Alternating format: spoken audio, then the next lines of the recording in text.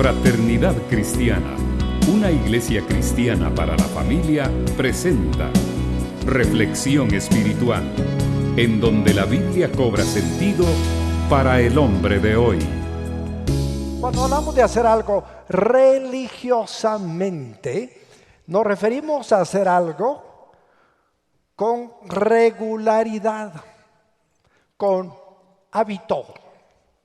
Usted religiosamente se come sus 5 panes cada mañana, su taza de café, su queso de Zacapa, su media docena de huevos, porque ese es un hábito que usted ha adquirido y lo hace religiosamente. Cuando decimos que alguien hace ejercicios religiosamente, precisamente nos referimos a alguien que no falla, alguien que es puntual. Y por eso yo quisiera que le demos un aplauso a todos los que religiosamente están aquí cada vez que nos reunimos.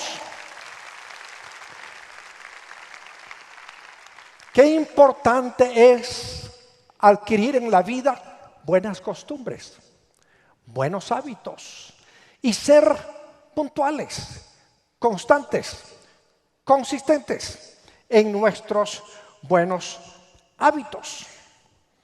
Por supuesto, un religioso, según el diccionario, es uno que cumple con las obligaciones de una religión.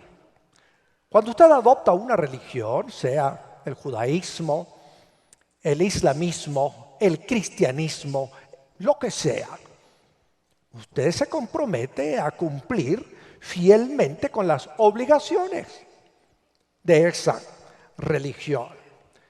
Un religioso entonces no es un hipócrita, es alguien que verdaderamente cumple con la fe que profesa. ¿Y por qué vamos a hablar hoy de la palabra religioso? Precisamente porque es una palabra que el apóstol Santiago utiliza en el libro que lleva su nombre. Y debemos entender esta palabra bajo la definición del diccionario y no la que probablemente teníamos en mente. Porque quizás en mente teníamos religioso, un ministro de culto, alguien que lleva un hábito que lo distingue, una sotana o una tiara o lo que sea. Pero no, todo cristiano debe de ser un religioso, uno que cumple con las obligaciones de su religión. Recordamos que Santiago fue escrito por un hermano de Jesús a cristianos, judíos, que por causa de la persecución habían dejado Jerusalén y se habían dispersado por todo el imperio romano. Santiago, como uno de los principales líderes de la iglesia primitiva, les escribe para animarlos a permanecer y sobre todo a vivir su fe en medio de sus congregaciones. Veamos hoy entonces la porción de la Escritura que estudiaremos, Santiago 1, 26 y 27. Si alguien se cree religioso, pero no le pone freno a su lengua, se engaña a sí mismo. Y su religión no sirve para nada. La religión pura y sin mancha delante de Dios nuestro Padre es esta: atender a los huérfanos y a las viudas en sus aflicciones y conservarse limpio de la corrupción del mundo. Santiago dice que si alguien se cree religioso, que refrene su lengua. Si alguien se cree religioso, ¿qué? Que refrene su lengua. Dígale a su vecino: refrena tu lengua. Ya no seas mentiroso, ya no seas cuentero, ya no contes chistes colorados, ya no hables mal del pastor. Refrena tu lengua. Qué importante es entender que la religión pura tiene que ver con la lengua. Lo que nosotros hablamos, lo que nosotros comentamos, lo que nosotros criticamos. Por eso es importante pensar antes de hablar. Hace un par de semanas hablábamos de que debíamos nosotros pensar primero, ser prontos para oír, lentos para hablar, lentos para enojarnos. Pero tendemos a hablar primero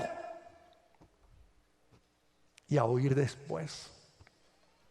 Por eso, una persona que oye atentamente es una persona religiosa, que cumple la religión de Cristo, que sabe callar cuando debe callar. El problema para Santiago era la gente que se creía religiosa pero que hablaba de más. Seguramente los destinatarios de la carta de Santiago se parecen mucho a algunas personas en el año 2010. Son personas que cumplen con todo lo externo de su fe cristiana, pero que tienen un grave problema con la lengua. No pueden ponerle freno. Viven inventando, compartiendo y contando cuáles periodistas voluntarios a todo el mundo lo que no deben, lo que no saben y lo que no comprueban. Simplemente repiten lo que les escribieron en el script. ¿A ellos no les consta? Un presentador de noticias no sabe nada, simplemente lee lo que le presentaron. Usted no lea lo que le presentan, no repita lo que le cuentan, compruebe antes de hablar. ¿Está de acuerdo conmigo o no? ¿Cuántas vidas se habrían salvado? ¿Cuántas reputaciones se habrían salvado? En todos los países hay noticias que se difunden porque les pagan a los medios para que difundan una noticia, aunque sea falsa. Y después sale una notita ahí diciendo, si sale, ahí nos equivocamos. O no nos equivocamos. Las aclaraciones no salen en primera plana. En primera plana salen las noticias. Muchas de ellas es verdaderas, otras veces mentirosas. Pero usted es un reportero que reporta con su lengua. Reporte lo bueno, reporte lo justo, reporte lo edificante, no destruya.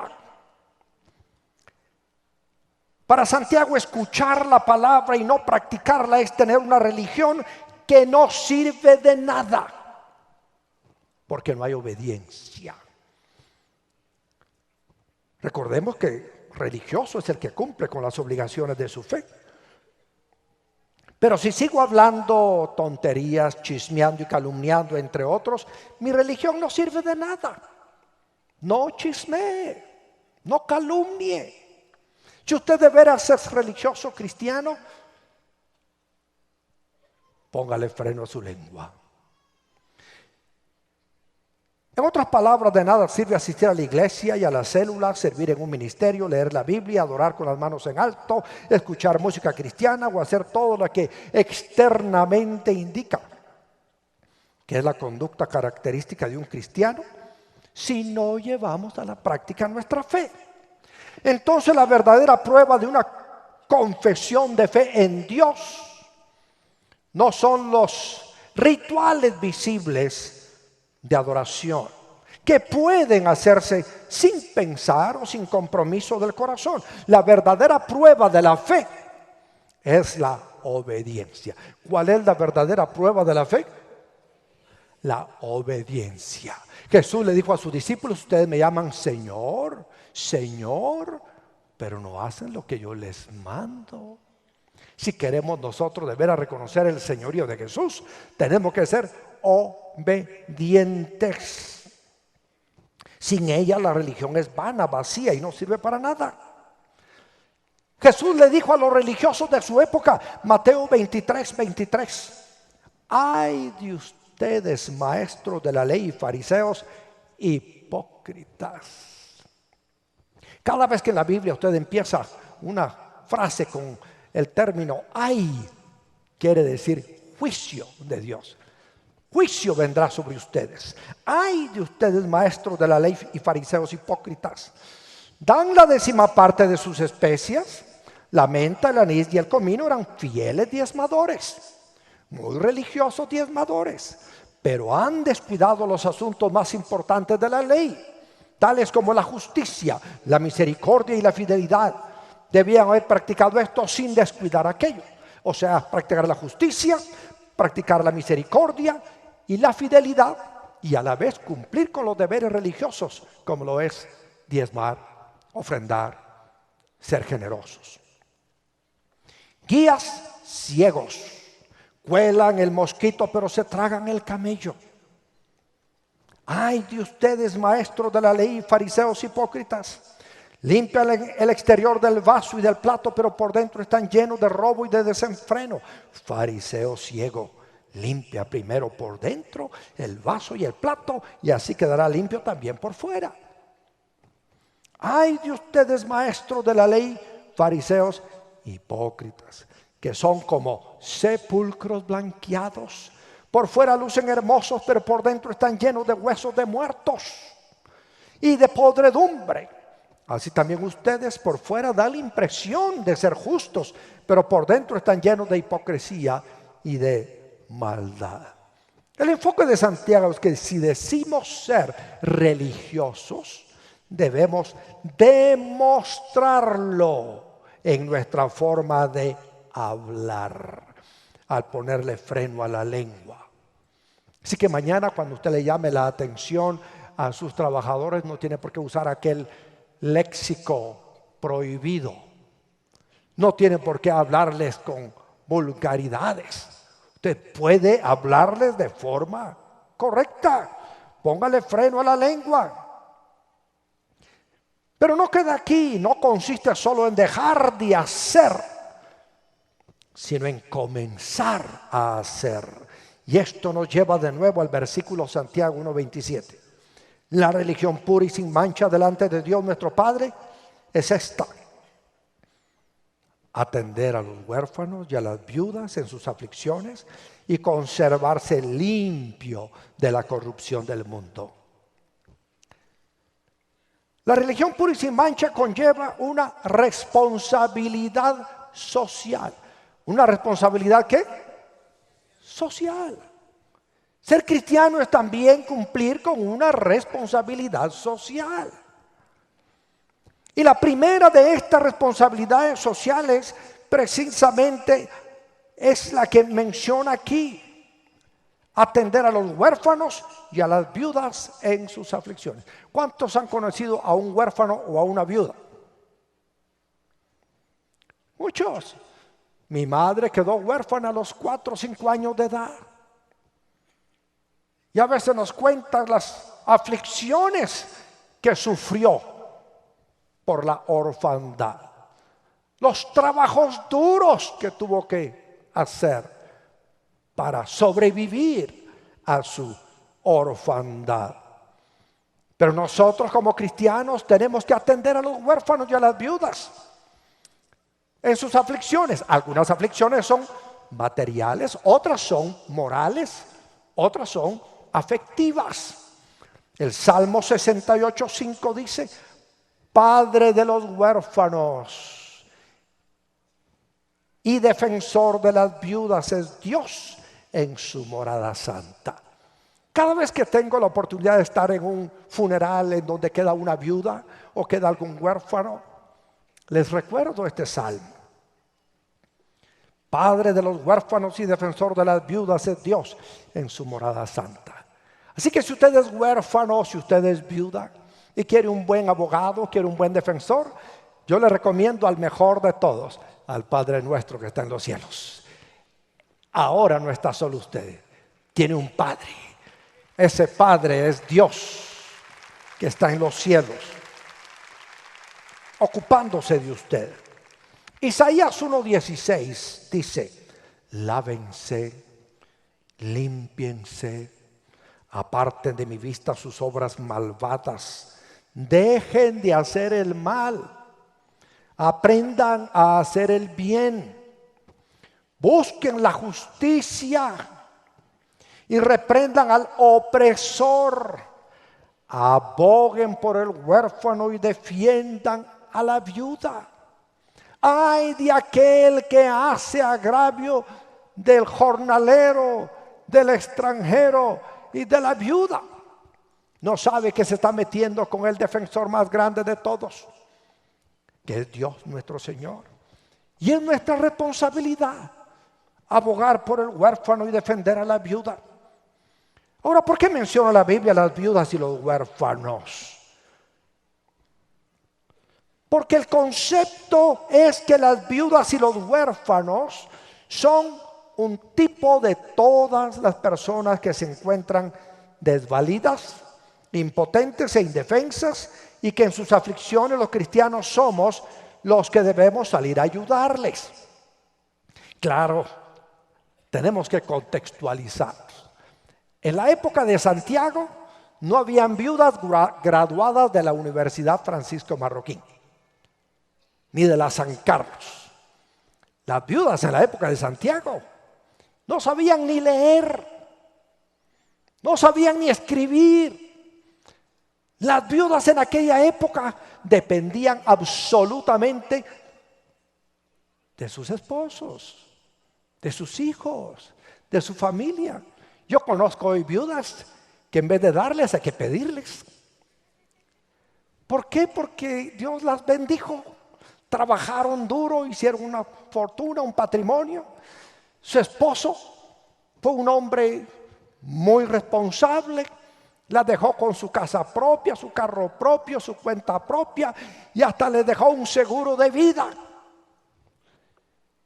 Y ella lloró cuando se murió, pero también le dio gracias a su esposo por haber pensado en cuidar de ella. No la dejó en el abandono. Las viudas hoy en día, muchas viudas, pues no necesitan el apoyo económico de la iglesia, no necesitan el apoyo material de la iglesia. Ellas pueden apoyar a la iglesia. Pero hay algunas viudas que sí. Hay algunas viudas que sí necesitan. Y algunos huérfanos que sí necesitan. Y a estos hay que ayudarlos. Nosotros tenemos que darnos cuenta de esta gran realidad. No solo debemos refrenar nuestra lengua, debemos ser socialmente responsables con aquellos que atraviesan aflicciones como las viudas, los huérfanos y los pobres. ¿Cuántos conocen a algún pobre? Claro que hay pobres. Mire, cuando usted es pobre, usted no se imagina lo que significa que le regalen un pantalón nuevo o usado, pues. Claro, las cosas han cambiado tanto. Yo recuerdo cuando era niño tener un pantalón jeans de lona roto era señal de pobreza. Hoy entre más plata tienen, más rotos usan los pantalones. Hoy mira uno a los empresarios de Apple y a los empresarios jóvenes de muchas otras grandes empresas, salen a presentar sus productos en unas fachas que dan ganas de regalarles una ofrenda. Han olvidado el buen gusto al vestir. Han olvidado el ser presentables. Andan en unas fachas increíbles. Así que hoy en día regalarle un pantalón viejo y roto a alguien es un tesoro. No le dé uno nuevo. ¿Cómo puede usted ayudar a alguien? Pero muchas veces cuando alguien enviuda, no solo necesita un abrazo, a veces necesita una ofrenda. Muchas veces no una ofrenda de una sola vez. A veces es una ofrenda mensual con la que usted puede ayudar a alguien de acuerdo a sus posibilidades. Cuando se está en aflicción, toda ayuda es bienvenida. Una canasta de pan, una carreta del supermercado, víveres, son una gran ayuda para la gente. Por supuesto que lo debemos hacer. Y lo estamos haciendo acá. Aun cuando hay muchos que no necesitan, vamos a buscar a los que sí necesitan. Veamos, por ejemplo, este corto video y enterémonos de algo que hacemos. En máscaras.com tenemos máscaras de todo tipo, máscaras de fantasía, máscaras políticas, de villanos, de lucha, de personajes coléricos, de mascotas, cómicas y nuestras famosas máscaras cristianas para aquellos que viven un cristianismo de palabra, no de práctica. Pero también hay quienes viven su fe y la practican. Aquí tenemos unos ejemplos. En una primera entrega de víveres a los damnificados por la tormenta Ágata, atendidos en los 5 refugios que la municipalidad de Mixco abrió, fueron donadas 20,000 raciones para atender a las 400 personas que ahí se encontraban. Poco menos de 3 toneladas se entregaron en una segunda ocasión, cuando eran atendidas 105 personas más necesitadas. Habían perdido todo. En la jornada médica realizada por Fraternidad Cristiana de Guatemala, en la aldea Palamá de Tecpan, que quedó aislada por los efectos de los derrumbes provocados por Ágata, fueron atendidas más de 300 personas con medicina, víveres y ropa gratis, además de las consultas totalmente gratuitas. Este ministerio brinda atención médica a los habitantes de los lugares más apartados del centro urbano, todos en el área rural. Caritas Alegres lleva atención personalizada a los niños del relleno sanitario de la Zona 3 y a los niños enfermos de los hospitales nacionales de la ciudad capital, Cuilapa y Antigua Guatemala, donde además atiende el centro geriátrico Cabezas de Algodón con ropa y víveres. Santiago 1:27. La religión pura y sin mancha delante de Dios nuestro Padre es esta: atender a los huérfanos y a las viudas en sus aflicciones y conservarse limpio de la corrupción del mundo. Tú, ¿qué tipo de cristiano eres? No me digas que eres cristiano. Demuéstramelo. Un aplauso para todos estos colaboradores. ¡Qué bueno! En todas las células, cada vez que hay necesidad de ayudar a una persona que está en crisis, se le ayuda. Constantemente se visita las cárceles y se ayuda a las mujeres que están embarazadas, que dan a luz en las cárceles, se les ayuda con pañales, con leche, con otros recursos. Usted no sabía que allá en la cárcel Santa Teresa entran muchas mujeres embarazadas y ahí dan a luz.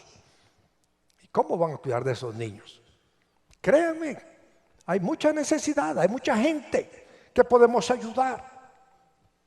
Por supuesto, 1 Timoteo 5:3 dice: reconoce debidamente a las viudas que de veras están desamparadas. Porque como dije antes, hay viudas que en vez de darles, hay que animarlas a dar. Pero si una viuda tiene hijos o nietos, que estos aprendan primero a cumplir sus obligaciones con su propia familia y correspondan hacia sus padres y abuelos, porque eso agrada a Dios. Una viuda que tiene hijos, una viuda que tiene familia, es responsabilidad de los hijos y de la familia cuidarla. No es responsabilidad del Estado ni de la iglesia, es de la familia. La familia es responsable de cuidar a sus propios padres y abuelos. Qué gusto me da que dice y abuelos, porque yo ya llegué a ese rango. Y a veces un abuelo pudo con 5 hijos y un hijo no puede con un abuelo. Tenemos nosotros que cuidar de nuestros viejos, sostenerlos y ayudarlos. Por eso les hemos enseñado a los jóvenes: guarden, inviertan, ahorren, para que tengan, cuando sean viejos, cómo sostenerse. La viuda desamparada, como ha quedado sola, pone su esperanza en Dios y persevera noche y día en sus oraciones y súplicas. En cambio, la viuda que se entrega al placer ya está muerta en vida. Encárgales estas cosas para que sean intachables. El que no provee para los suyos y sobre todo para los de su propia casa, ha negado la fe y es peor que un incrédulo. Es responsabilidad de cada familiar sostener a sus hijos, a sus padres, a sus abuelos, viudos y viudas. En la lista de las viudas debe figurar únicamente la que tenga más de 60 años que haya sido fiel a su esposo. O sea, si llenaba el requisito de cumplir más de 60 años, pero había sido una viuda infiel a su esposo, no recibía ayuda de la iglesia. Y que sea reconocida por sus buenas obras, tales como criar hijos, practicar la hospitalidad, lavar los pies de los creyentes, ayudar a los que sufren y aprovechar toda oportunidad para hacer el bien.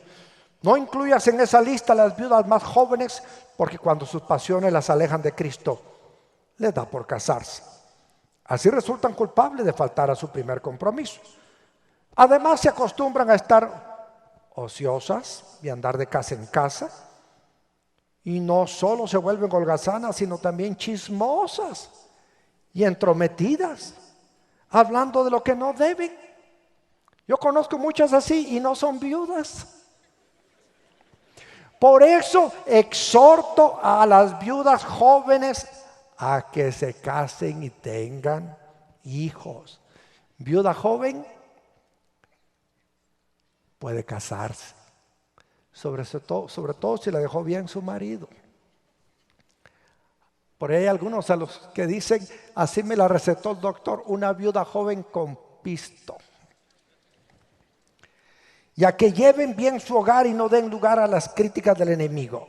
Y es que algunas ya se han descarriado por seguir a Satanás. Si alguna creyente tiene viudas en su familia, debe ayudarlas para que no sean una carga a la iglesia. Así la iglesia podrá atender a las viudas desamparadas. Así que tome nota. Aparte de su presupuesto, por encima de sus diezmos, ofrendas y ahorros, una cantidad para compartir con el necesitado. Y nunca olvide las palabras del Señor Jesús registradas por Lucas, cuando el apóstol Pablo se despedía de los ancianos en la ciudad de Éfeso, que encontramos en Hechos 20:33. No he codiciado ni la plata, ni el oro, ni la ropa de nadie. Ustedes mismos saben bien que estas manos se han ocupado de mis propias necesidades y de las de mis compañeros. Con mi ejemplo, dice Pablo, les he mostrado que es preciso trabajar duro. ¿Para qué? Ahí dice, ¿está leyendo? Para ayudar a los necesitados. ¿Para qué debemos trabajar duro? ¿Para qué? Para ayudar a los necesitados. Usted está trabajando duro para guardar, para tener, pues está bien, pero no se olvide que también es para ayudar. Así que en su presupuesto usted debe apartar diezmos, la 10ª parte, ahorros, pues la 10ª parte, o la parte que quiera, y aparte ayuda a los necesitados. A veces los necesitados no están muy lejos. Ahí los tiene en casa. Ahí tiene usted hospedada a su suegra. Ella también come. Y es una dicha poder sostener a nuestra suegra. Para mí fue un privilegio comprar una casa para que viviera mi suegra. Y ahí vivió. Para mí fue más fácil comprarle una casa que tenerla en la mía. No todos pueden hacer lo mismo. Pero como dijo aquel amigo, que vivan las suegras, pero que vivan lejos. Es que hay que darles privacidad. No hay que molestarlas, así ellas se levantan cuando quieren, hacen lo que quieren. Bueno, en fin, es responsabilidad nuestra. Yo tuve el gusto de sostener a mi suegra hasta que la muerte nos separó. Y mi esposa hizo la mayor parte, cuidando. Mi estimado amigo, así que la religión pura es refrenar la lengua. Y en segundo lugar, ¿qué? Ser generoso con los necesitados. Pero hay un elemento más. Mire, Santiago 1:27 dice: la religión pura y sin mancha delante de Dios nuestro Padre es esta: atender a los huérfanos y a las viudas en sus aflicciones y conservarse limpio de la corrupción del mundo. Conservarse limpio. ¿Usted ha caminado en algún potrero alguna vez? Y cuando uno camina en un potrero, ¿qué tiene que hacer? Cada paso tiene que andar con cuidado. Y la gente le dice: cuidado, ahí hay una, cuidado, ahí hay otra, cuidado, ahí hay más. De lo contrario, Usted va a salir con sus pies contaminados y de repente se va a resbalar y va a quedar completamente contaminado. Hoy caminamos en este mundo con mucha corrupción, hay mucha maldad. Donde quiera que usted va, por donde quiera que usted se mueve, hay corrupción. Usted se mueve en la iniciativa privada, hay corrupción. Se mueve en el Estado, ¿habrá corrupción ahí? Me da pena decirlo, pero habrá. ¡Ay! Se mete usted por donde se mete en el mundo, hay corrupción. Entonces el religioso verdadero se conserva limpio, aunque ande la corrupción. En otras palabras, usted puede ser diputado y guardarse de la corrupción en el Congreso. Usted puede ser maestro y guardarse de la corrupción en el magisterio. Usted puede ser policía y guardarse de la corrupción en la policía. Usted puede ser lo que sea y estar en donde sea y guardarse limpio. Esta es la religión pura y sin mancha. Refrenar la lengua, que como nos cuesta. Ser generoso con el necesitado y conservarse limpio. No debemos ser absorbidos por el sistema de pensamiento contrario al cristianismo y muchas veces hasta anticristiano. No debemos ser absorbidos por el sistema que domina las mentes de los no creyentes y que es contrario a las enseñanzas del cristianismo. Hoy el mundo a lo bueno le llama malo y a lo malo le llama bueno. No cedamos a la corrupción del mundo, conservémonos limpios. ¿Cómo podemos hacer para conservarnos limpios en esta época? Juan 17:15, Jesús hizo esta oración por usted y por mí. Jesús dijo: no te pido que los quites del mundo, sino que los protejas del maligno. La clave para vivir en santidad y no dejarnos corromper por el mundo no es salir de él, es vivir en él, siendo el contrapeso de la injusticia y la corrupción. Donde quiera que estemos, nosotros tenemos que ser la sal de la tierra. La sal no solo le da sabor a la comida, la sal evita la corrupción de la comida. Nosotros tenemos que ser sal, darle sabor y gusto a la vida, demostrarle a la gente que podemos ser felices viviendo como cristianos y que podemos ser freno, no solo a la lengua, sino a la corrupción. Así que tome cada decisión con la mente en Dios, su Señor. Hágase esta pregunta. Si usted es de los que anotan, anótela. Cuando usted tenga dudas sobre cómo actuar, pregúntese: ¿qué haría Jesús si estuviera en mi lugar? ¿Qué haría Jesús si estuviera en mi lugar como juez, como policía, como maestro, como presidente, como gerente, como padre de familia? ¿Qué haría Jesús si estuviera en mi lugar? Además, arrepiéntase de sus pecados y conozca su fe. Conocer nuestra fe no es algo opcional, es un imperativo. Leer la Biblia todos los días. Le ofrecemos la facultad de liderazgo, inscríbase. Ese es nuestro semillero de líderes. Y durante 8 meses usted puede aprender de Dios nuestro Señor, de la visión de la Frater y de cómo puede apoyar como líder la visión que el Señor nos ha dado. Esta comienza el primer domingo de cada mes y está disponible otros días y en otros horarios. Pregunte en el centro de información o llame al 2243. 2243. Practique su fe. No sea un oidor, sino un hacedor. Recuerde traer todos los domingos su Biblia, que es su libro de texto, un cuaderno de notas y escribir después de cada mensaje qué cambios hará en su vida a la luz de la enseñanza recibida, y forme parte de un grupo de amigos que le ayuden a vivir su fe. Asista a una célula, un grupo pequeño de miembros de la Frater que se reúnen por las casas. pase al centro de información o llame al 2243. 2243. Nosotros podemos tener la religión pura y sin mancha.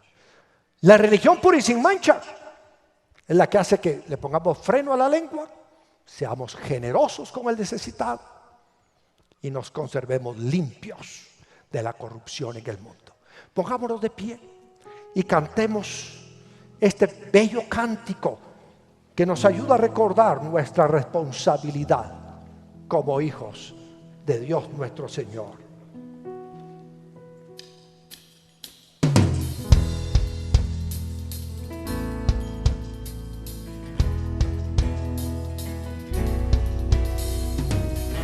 Traemos hoy ante tu altar nuestras coronas. Queremos darte lo mejor de nuestras vidas. Te entregaré mi amor entero, los sueños que logré alcanzar. Te daré lo mejor de mi vida. Te daré lo mejor cada día. Será mucho más que una canción. Mi obediencia es mi mejor adoración. Traemos hoy ante tu altar nuestras coronas. Queremos darte lo mejor de nuestras vidas. Daremos solo las primicias, pues tú mereces lo mejor. Te daré lo mejor de mi vida. Te daré lo mejor cada día. Será mucho más que una canción. Mi obediencia es mi mejor adoración. Te daré lo mejor de mí. Te daré lo mejor de mí. Te daré lo mejor de mí. Te daré lo mejor.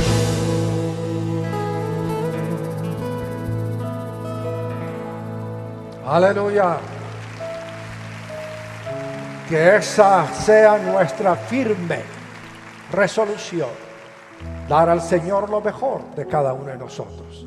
Vamos a hacer una oración, y si usted, amigo, quiere darle su corazón al Señor, entregarle su vida, recibir de Dios perdón por sus pecados, salvación y vida eterna, pues haga esta oración con nosotros. Luego yo voy a orar por usted. Pongamos nuestras manos en alto y digamos juntos en oración: Padre nuestro, gracias por ser misericordioso conmigo, por ser justo conmigo y por ser generoso conmigo.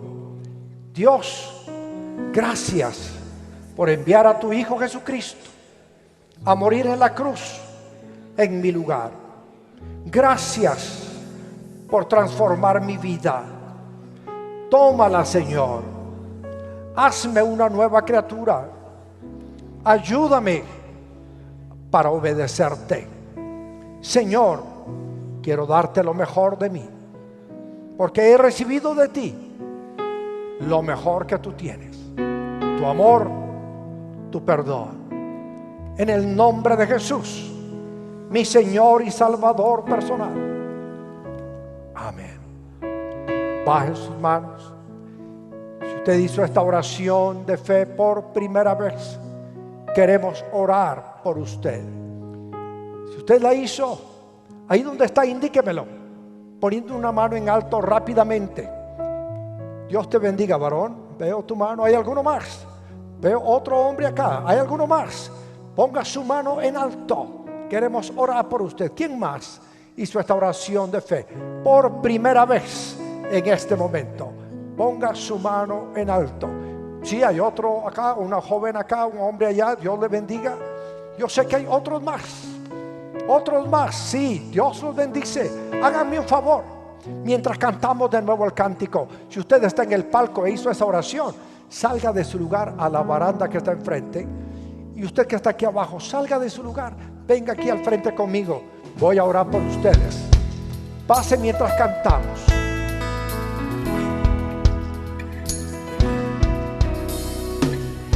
Traemos hoy ante tu altar nuestras coronas.